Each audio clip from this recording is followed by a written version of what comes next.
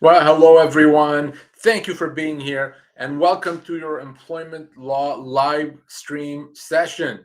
If you're joining us now for the first time, welcome. I'm Lior Samfiru, the employment lawyer. That's what they call me, with Samfiru Tumarkin LLP, and I'm here right now to answer your questions about employment law. This is where you get to learn about your legal rights in the workplace. This is where you arm yourself with that information so you're not being taken advantage of, so your rights don't go away, so that doesn't so no one does something to you that they're not allowed to do. Again, this is the live stream session, and I'm Lior Samfiru, the employment lawyer with Samfiru Tumarkin LLP. And the reason I log here every week is because I want to take your questions live. If you have a question about your workplace, your job, your compensation, your boss, your legal rights at work, this is the time and place to ask that question, to give me the opportunity to read the question and answer it so that you know. So you don't have to go searching on Google or on message boards and figure out what's what. I'll tell you what you need to know, how it actually is. If you've lost your job, terrible situation, but the law's there for you, I can tell you what it means and what your rights are. If you think something's going to happen in the new year, they're going to change your job, your hours, your compensation. How do we respond? What do we do? Can we prevent that? Ask the question and I'll tell you. If you're being mistreated or bullied, discriminated against, if your employer won't accommodate your restrictions, I think you get the idea. This is the time when you can get some answers and clarity and get that help.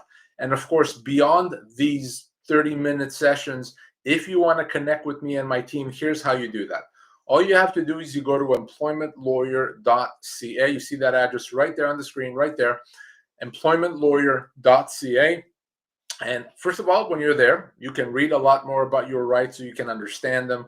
But you also have all the contact information you can need for me, for my team across Ontario, BC, and Alberta. Phone numbers there, email addresses there, everything you need is right there. Again, employmentlawyer.ca, your one-stop shop. I see questions are coming in. I'm going to start answering them, but I want your questions as well. Let's make sure that you don't turn off this computer without getting some answers to your problems at work. Again, I'm Lior Samfiru, the employment lawyer with Samfiru Tumarkin LLP.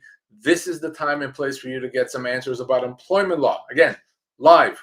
I'm going to start answering questions right now. I want your question as well, so don't be bashful. All right, let's get started. Our first question comes to us from Facebook, and that's from Connor. I accepted an offer with a 12-month non-compete clause that applies across all of Ontario. The industry is small, so this would essentially prevent me from working in my field.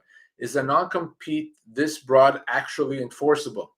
Well, in most cases, the answer is no. It's not enforceable. In many, many cases, the majority of cases, it's not enforceable. But that's not the end of the analysis. The real question you should be asking is not, is it enforceable? The real question you should be asking is, will my employer try to enforce it? That's the real question you should be asking. Because if your employer, former employers, tries to enforce your non-compete, well, they'll take legal action against you and maybe even against your new employer, and they're going to engage you in a process that's going to be very expensive and very miserable. You don't want that. And yes, you will win eventually, of course, because in most cases it's not enforceable. But it's not really a great win because it's going to be miserable and expensive and very problematic. And why would your old company do that if it's not enforceable? Well, they may do that to send a message to other employees or just to try. So you have to take non-competes seriously. You can't ignore them just because it's not enforceable. If you've signed a non-compete and you're going to compete, you should have an honest conversation with your employer. Try to figure out how to make it work so you're not going to steal their client. You're not going to give away their trade secrets. Work that out with your employer. That's the best way to do it. If you don't, if you simply say, okay, I'm going to go work wherever I want, it's not enforceable, you may get involved in legal action, which you don't want. All right. So very, very important. If you're concerned about a non-compete, if your employer is trying to enforce a non-compete against you, let's talk right away. Let's connect off air so we can have that discussion. Okay, to connect with me, employmentlawyer.ca. Again, employmentlawyer.ca. All right, fantastic question. I love that question. If you're just joining us, I'm Lior Samfiru, the employment lawyer with Samfiru, Tumarkin, LLP, and I'm here live with you answering your employment law questions just like I did now. I want to be busy. I'm getting the feeling just by the questions that have come in, I'm going to be busy for the rest of the session. I love that. Keep me busy. Ask your questions right now. Let's make it happen. Next question from Eric. I haven't been paid my last 2 pay periods, and my employer says they're working through cash flow issues. They want me to keep working until things stabilize. What are my options, and can I legally stop working until I'm paid? So here's how this works. You have the ability to say, no, I'm not going to continue working in a situation like this. So this is a constructive dismissal. If your employer is not meeting its obligations to pay you when they're supposed to, you may be able to consider your employment as being terminated and get your full severance, okay? So not only would your employer have to pay you the money that they owe you, they would also have to pay you severance. So your options really are, you do what your employer says, you keep your head down, continue working and hope for the best, or you can consider this to be a constructive dismissal and leave and force the company to pay you severance. What you may not be able to do is say, well, I'm simply not going to work and can come back to work once you pay me. At that point, if your employer doesn't want that to happen, your employment is terminated and they have to pay you severance. But you may not be able to keep your job and not work. Really, the choice is between, do you continue working when you're not getting paid? Not a good idea. You have to get paid. Or do you say constructive dismissal, forget it, I'm out of here, you broke the deal, pay me my money, pay me my severance. So those are the options, Eric. Before you do anything, before you walk out, before you quit, I want you to connect with me. Okay, let's have that conversation. Want to get some more information? We're going to do this properly and correctly, but those are the options. Okay, and to connect with me, of course, Eric, employmentlawyer.ca. Again, employmentlawyer.ca. Make that call. All the contact information you need is right there. Wow, guys, great questions right off the hop. I see more have come in. I'm going to get to them right now. But in the meantime, please, you got time. I want your questions as well. I promise if you ask a question, you will get an answer. I'm not going to ignore you. I'm not going to tell you I don't want to answer. You'll get an answer from me. You'll understand what your rights are. You even get to ask a follow-up question. So make that happen. Of course, I'm Lior Samfiru, the employment lawyer with Samfiru Tumarkin LLP, live right here, right now. Let's continue answering questions. Official John Needy. My employer is claiming my contract limits me to 1 week of severance. I worked 1.5 years as a head of sales and was wrongfully dismissed. He offered 1.5 weeks, but my lawyer is seeking 6 months. Okay, so what is your question? I'm not sure. You haven't asked a question. If you have a lawyer, well, your lawyer can tell you what you're owed. So if you have a question for me, ask it. You say mediation is expected in early 2026. How enforceable are these 1 week severance clauses in Ontario? Well, John, that question you should ask your lawyer. He's the one that, or she's the one that's seen your termination clause. I haven't seen it. So you have a lawyer. That's why you have a lawyer. I'm not sure exactly why you wouldn't ask that of your lawyer. Jacob has our next question. Can an employer impose consequences for an employee using sick time during their probation period in Ontario? They provide personal time and sick time at the start of employment, 40 hours paid. Generally speaking, the answer is no. But keep in mind, during the probationary period, your employer, if it's true, 3-month probationary period, and you signed an employment agreement that says you're on probation, your employer can decide to let you go in that probationary period. And if they're doing that because you took sick days, you may not even know about it. So there's a practical component to this, which is, what is your employer going to do? And I can't answer that. But are you doing something wrong? Absolutely not. Is this something that means that they can just let you go? No. But they can simply say, hey, probation, we decided not to move beyond it, so we're going to let you go. So you have to think about those things. Now, I want to say something else about probation here, and this is very important. First of all, probation is not automatic. Just because you start a new job does not mean you're on probation for a week, a month, 3 months. That's not automatic. The only time you're actually on probation, okay, is if you sign an employment agreement that says in the first 3 months you're on probation and we can let you go without paying you anything. If you sign an agreement that says that, then you're on probation for the first 3 months, but only if you sign something like that. So you want to go back to your employment agreement, if you have one, and see what it says. The other thing to understand is that as a practical matter, probation can't be longer than 3 months, 90 days. They really can't, because after 90 days, no matter what you signed, you'd be owed severance. So they can't just let you go without any compensation, okay? So 3 months, but only if you sign an employment agreement. Don't assume you're on probation. Always look for that employment agreement, okay? Very important. Thank you for that.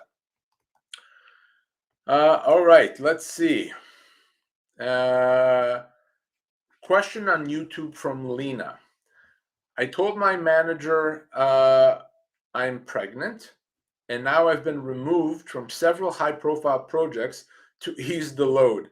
I didn't ask for accommodation, and it feels like I'm being sidelined. Could this be considered discrimination if they claim they're trying to help? So here's what I want you to do. I want you to send them an email, because I want this in writing, saying I'm able to do these projects. I don't want to be removed, and there's no issue on my end. Put that in writing. Once you do that, if they still say, too bad, we've decided, that is discrimination. That's a human rights violation, potentially. It could be an employment standards violation. It's completely illegal. It doesn't matter if they're saying they want to help. What we don't want them to say is, oh, we thought you would like this. We thought you'd be happy about it. That's why you say in writing that, no, I don't want that. I'm not happy about it. I want these projects. If they still say, too bad, we've decided you're off these projects, then I could potentially force them to put you back on these projects. I could get you out of there with compensation. So there's various options that you would have in that situation. But I want you to send that email in writing very clearly, telling your employer, that's not okay. I'm able to do it. There's no issues on my part. Okay, very important. Any problems after you send that email, I want you to connect with me right away, again, through employmentlawyer.ca. Again, employmentlawyer.ca. Very, very important. Make sure that you connect with me. Fantastic. Great questions so far. I see more have come in. You guys are awesome always. I want more questions. And if you're just joining me right now, I'm Lior Samfiru, the employment lawyer with Samfiru Tumarkin LLP, here to help, here to answer questions, to give you guidance, to point you in the right direction. If you're facing a workplace issue, now's the time and place to ask that question, to get some insight and help. Don't be bashful. You still have time. This session is still going to go on for a while. So I want your question right now. Don't sit on it. Don't wonder if you should. You should. Ask it right now. Again, I'm Lior Samfiru, the employment lawyer with Samfiru Tumarkin LLP. All right, I'm going to continue answering questions. That's what I'm here to do. So let's see where I left off with Ronald. Ronald has our next question. Is an employer allowed to announce major changes to contracts by changing bonus and compensation right before end-of-year payouts? No, absolutely not. So first of all, what they can't do is say, well, I know you thought you were getting a bonus, but we've just decided to change it so you're not getting a bonus. Nonsense. They can't do that. They still have to pay you the bonus that you've earned. Think about it that way. If, let's say you earned a major bonus or commission, right? Let's say you owed $100,000. Your employer can't come and say, well, we've changed it, so now you get nothing. Nonsense. If there's a deal, they have to pay. Beyond that, even if they say, okay, we're going to pay it, but we're starting next year, we're changing it. We're removing the bonus or we're changing it. That can also be a constructive dismissal. By changing the terms of employment in a significant way, you may be able to say, no, I'm not okay with it. I'm going to treat that as a termination and get my full severance. Your employer is not allowed to make significant changes to terms of employment. Now, if they make a small change, a minor change, it's not really consequential, they may be able to get away with it. But if it's a significant change, that's potentially a constructive dismissal. So if you're faced with a change like that, call me. Let's have that discussion. The problem with you accepting that change is you've opened the door and you've now given them the right to do it again and again and again. So maybe they've reduced your compensation and you say, well, okay, I'll accept it. by accepting it. Next time they do it, if they want to, you're stuck. You can't oppose it because you let it happen that first time. Okay, so very important in this situation to reach out to me, to connect with me, Ronald, and let me help you. You can connect with me through employmentlawyer.ca, and again, employmentlawyer.ca. All right, very good question. Okay, guys, you guys are awesome. I see a bunch of questions here. Bring them on. I promise you're still going to get an answer right here on this session if you ask your question right now. So please make it happen. Let's see. I'm going to just make sure I haven't missed anything. I'm going to continue where I left off. By the way, I'm Lior Samfiru, the employment lawyer with Samfiru, Tumarkin, LLP. So Janice has our next question. What's the difference between forced retirement and being fired?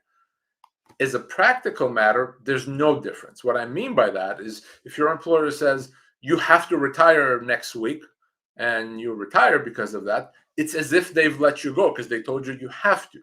The problem, of course, is unless there's a record that they forced you, they'll say, no, you retired voluntarily. So if they say to you, you have to retire next week, and you go back and you give them a retirement letter or a resignation letter, well, how do we know that they forced you? Unless there's something in writing from them saying you have to retire, they'll deny it. And they'll say, no, you did it voluntarily, so we don't have to pay you anything. So very important not to resign unless you want to. They can't force you. They can't beat you with a stick, right, to force you to resign. If they want to let you go, let them let you go so that you can get your full severance. Oftentimes, employers try to say, well, you did it voluntarily, so we don't have to pay you any severance. Please don't let that happen, Janice. But then again, if there's proof, let's say you have an email or something, recording or something that says you have to retire and you do, you're owed severance. Potentially, that could also be a human rights violation. If they wanted you to retire because of your age, again, they can't do that. That's age discrimination.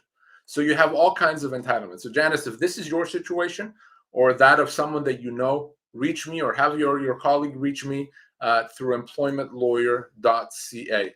Again, employmentlawyer.ca. All right, let's see. Jacob has our next question.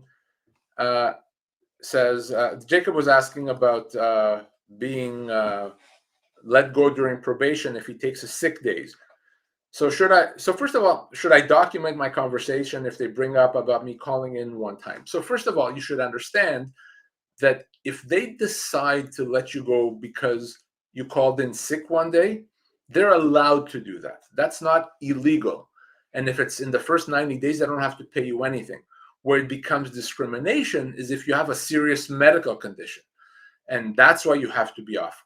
But let's say you had the flu and you had to take a day or two off, that's not considered a disability or serious medical condition. And they can say to you, we're going to let you go because you had the flu last week in the probationary period. That would make them jerks. Absolutely. But it's not illegal. On the other hand, let's say you're struggling with cancer, God forbid, and you had to take a couple of days off for treatment. They cannot, absolutely not let you go in that situation because of the serious nature of the medical condition. It kind of be what we call a disability if you have a serious medical condition. So there's that distinction.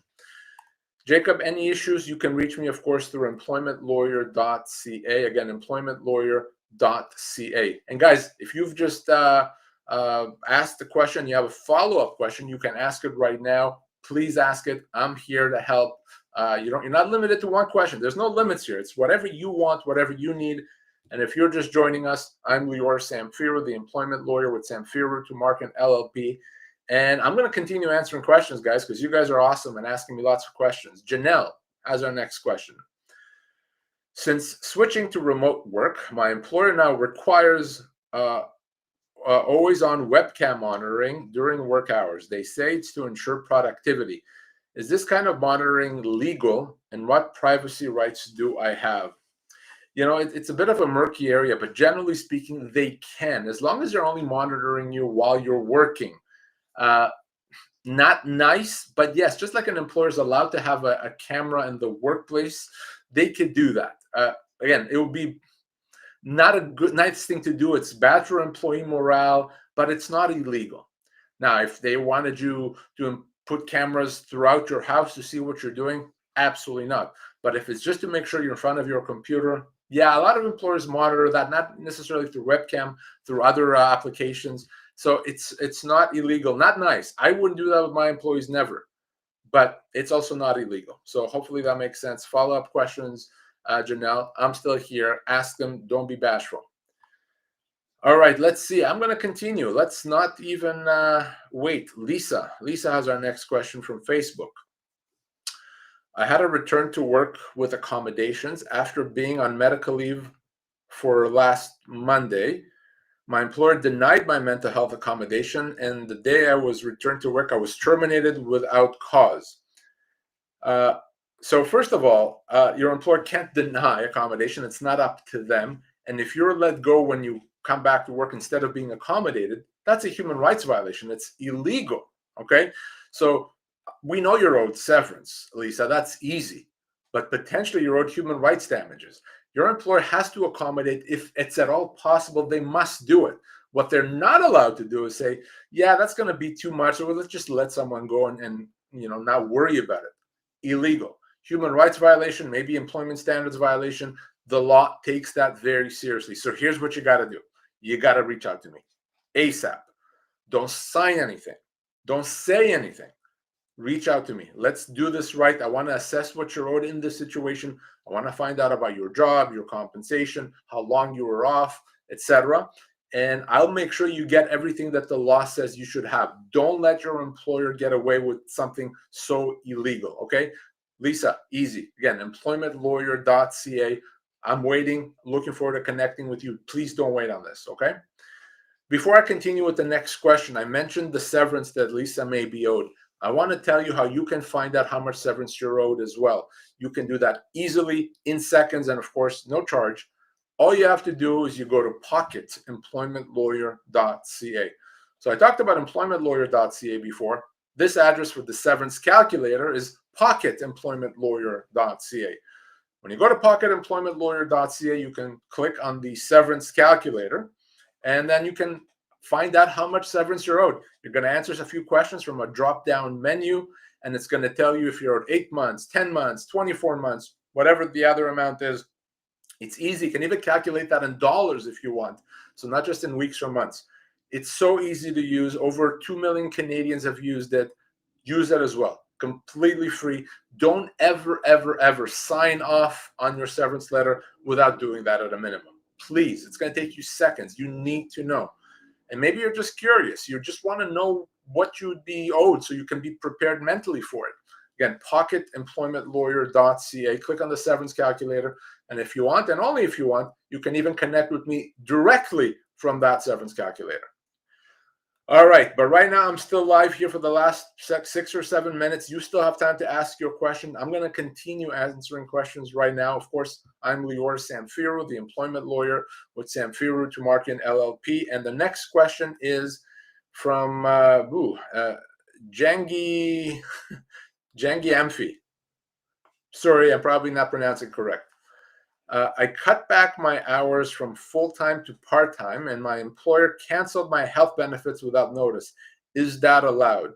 So if you did that, if you told your employer, hey, I'm going to go part-time, your employer may simply say, we're only going to give benefits to full-time employees. So yes, if your employer did that to you, if they decided for you that you're going to go to part-time, then they can't do that. But if you've made that decision, the employer can simply have a practice or a policy that only full-time employees get benefits.